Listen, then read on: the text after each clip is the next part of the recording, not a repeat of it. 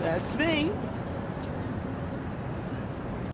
Meryl Meisler, now 70 years old, moved to New York City from the Bronx in the 1970s and began photography at a time when disco was all the rage and Studio 54 was a haven for celebrities, dancers, and even photographers.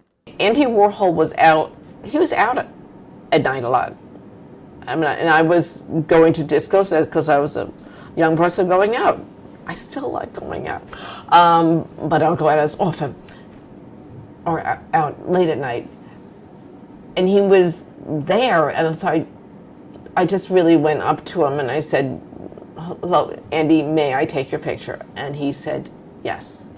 At the same time, Meisler was also working as an arts teacher in Brooklyn's Bushwick neighborhood at IS 291 from 1981 to 1995, taking photographs of daily life in the struggling neighborhood.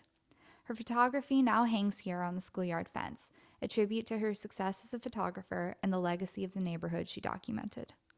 40 years is a generation, basically, and what Meryl has done is capture the generation of students who lived in this community, whose families have been foundational members of the community, and that legacy is theirs, right?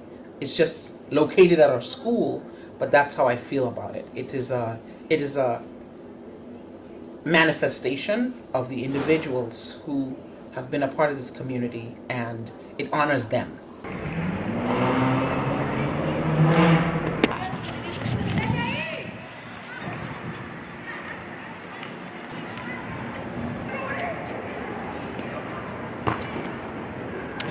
I noticed in editing the work, looking through it, is that like I never photographed the cracked vials on the ground.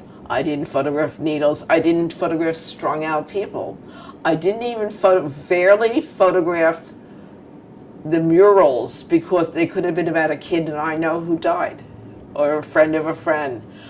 I was unconsciously photographing things that made me want to get up the next day and come back to work.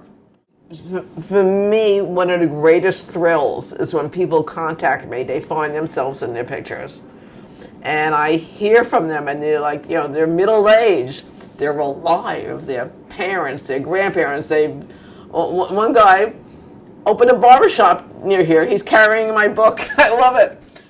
Some people have fallen through the cracks, or one of the graduates, I understand, he was in a car accident and died, but so-and-so's doing well. They're going forth. It's very touching when people contact me.